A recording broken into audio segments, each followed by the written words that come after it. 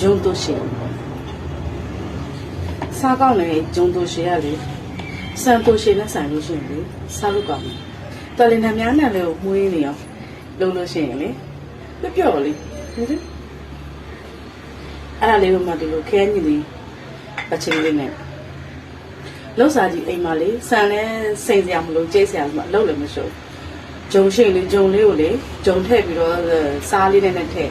ရေလေးနဲ့ထည့်ပြီးတော့တေချာတို့ရှင်မုန်းနဲ့လိုပဲဖြော်လိုက်တိတ်ကြီးလည်းမလုံးနဲ့ဖြော်ပြီးလို့ရှိရင်လေတို့ရှိလို့လောက်စားကြီး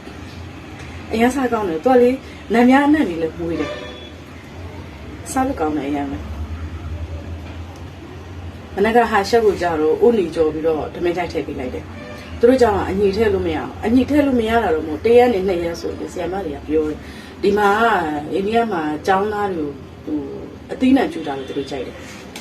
အာလူတို့ဦးနီတို့အရွက်တွေတို့ဘာတို့အဲ့လိုမျိုးတွေအညီကျူတာတိတ်ခလေးတွေကိုအညီတိတ်မကျူအဲ့လိုအားကြောင့်မို့နေ့တိုင်းသူ့မှာအသီးနှံအများနဲ့ဝယ်ထားနေရတယ်မနေ့ကလည်းဈေးသွားတယ်သူ့ဓမိတ်ကြိုက်အတွက်ကိုအဲ့အသီးနှံတွေဝယ်လာများအဲ့ဂျုံတူရှိလောက်တဲ့ခါကျရင်လေပြောဖို့မေ့ပါတယ်စော်တာလေးနဲ့ထက်စော်တာထဲမှာသူကလေမုတ်လည်းကွာတယ်စားလို့လည်းကောင်းတယ်